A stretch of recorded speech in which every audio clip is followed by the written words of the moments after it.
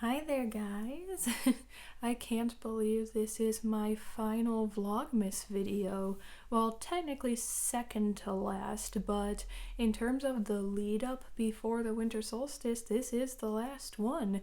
Today I wanted to talk more about the specific rituals that I'm going to be doing to celebrate the winter solstice. Now, before we delve too far in, I do want to mention that these are my personal ways of celebrating the solstice. This is something you should think of more as a template and a guide than what you should actually be doing.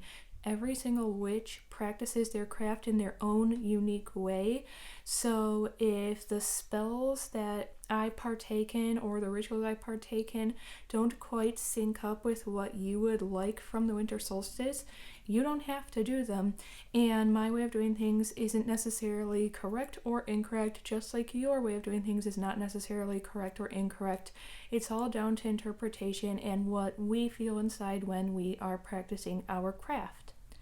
I had mentioned in my previous Vlogmas videos that I like to spend time during winter solstice both celebrating the end of the darkness and the return of the light in equal measure.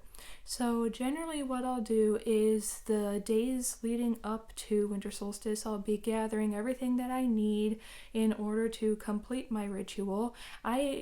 I don't say rituals personally.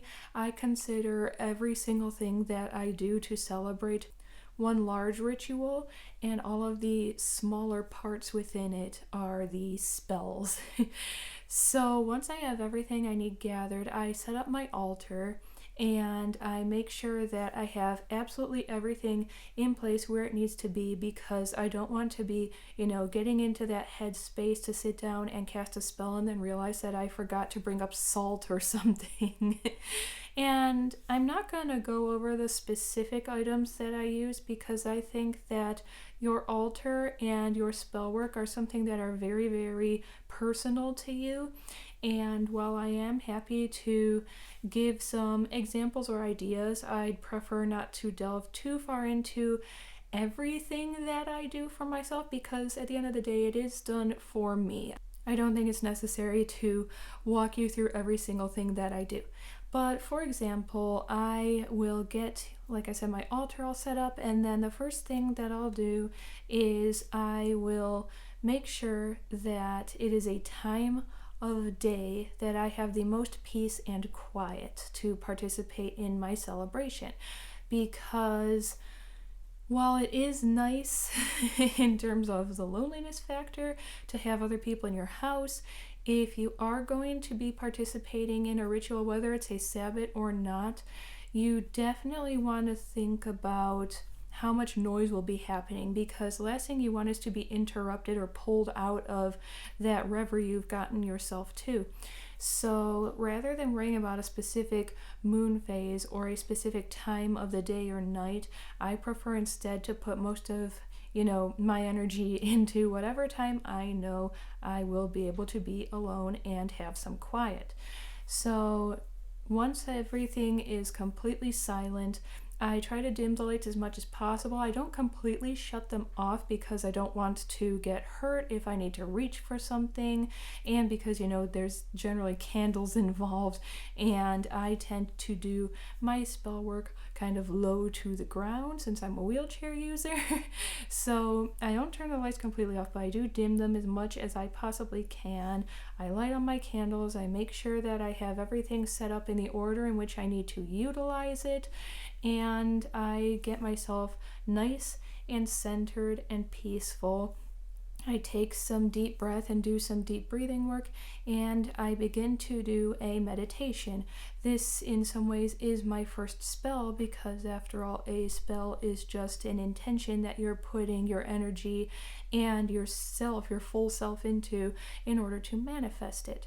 So I do this meditation, and during the meditation I think back on the entire year as a whole, and I kind of try to give myself like a snapshot of everything that happened during the year that I can remember. And that's when I start kind of taking little pieces out. Anything that I think that I could have done a little bit better, or that maybe I should have changed the way I spoke or changed the way that I dealt with something. Basically anything that I saw as negative that came from me that I could have done a better job with, I kind of pull those moments of the year out and I reflect on them and I think, okay, chances are something like this will happen in my future, and since I was not satisfied with how I dealt with it this time, this is how I will deal with it next time. And I kind of come up with these little scenarios in my head of, okay, next year when this happens again, this is how I'm going to deal with the situation. And this meditation is in a way part of my saying goodbye to the darkness ritual, and I like to do some dark magic like this because it isn't hurting anyone, and even though it's not fun to reflect back on the mistakes that you've made, it is important, because if you can't admit when you make a mistake, how can you ever move forward in life and how can you do better? So I do that.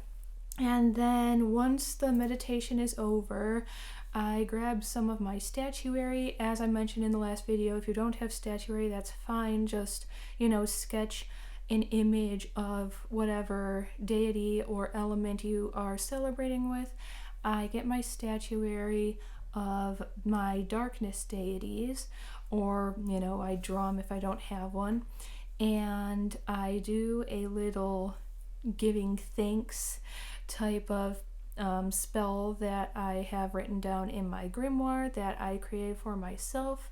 I try to spend as much time giving them thanks as I possibly can, because regardless of what your religious belief system is, a lot of people who are theistic, who follow some kind of deity or deities, have a bad habit of expecting things from them, saying, oh, please give me this, please help me accomplish that, but then forgetting to thank them afterwards. I think that for whatever your deities give to you, thank them twice over. Thank them twice as much as however many things they've gifted to you.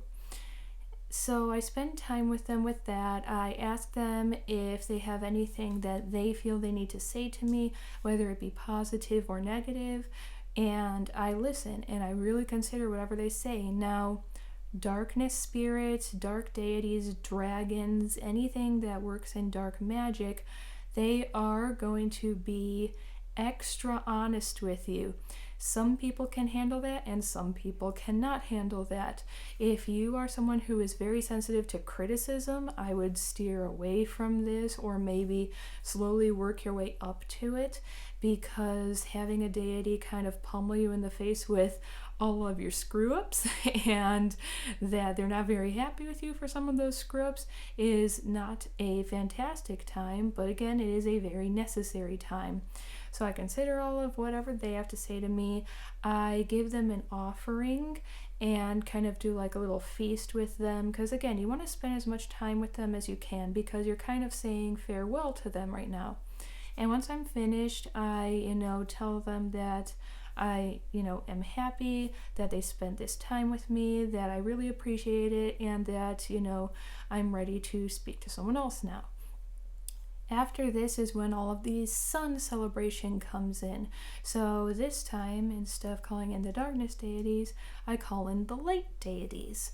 So anyone that you worship who is involved with the light or the sun or summer, anything like that, and just call them in. Forest deities are good for things like this since they're outdoors all the time, and most people go outdoors in the summer. Anything like that will kind of usher that sunshine back into your life. And leave all the negativity from the last part of the ritual at the door. We're done with the negative aspect. Now we're going into the more positive side. So now we change the altar up a little bit. You can still have your normal elements that you generally would, but kind of change the colors of your candles if you're using candles, maybe change out your herbs if you're using herbs, into something that reflects positivity and light and all those happy things instead of darkness. And we're going to kind of return to that meditation idea, but we're not necessarily going to do it as intensely, not unless you want to, that is. And we're going to instead focus on all of the positive aspects of the past year. We're going to think of everything that went right, everything that made us happy, everything that made us laugh, and kind of just go back into those joyful times, because no matter how difficult the year was, something made you smile, something made you laugh, something made you happy throughout the year. So we're going to focus completely on that. We can play joyful music. I like to play really joyful, happy, upbeat music, especially drum and flute music, to get me into that celebratory mood. And this time you can bring as much light into the room as you want. Every light, turn it on, especially if you have like twinkly little fairy lights that make you feel happy. Anything that's going to make you feel happy, go ahead and bring it on in. And I have foods I make. I like to make bread. I don't eat meat, but I like to have a lot of fruits and vegetables that a lot of forest creatures enjoy, and I offer it to them as a feast for the winter solstice and welcoming them back. I let them know how much, just like the dark deities, I appreciate everything that they've done for me throughout the year, and that I cannot wait for the summer and the spring to return and for everything to be warm and light and lovely again. And I just spend some time with them as well. I spend time doing specific spells that are only for sun deities.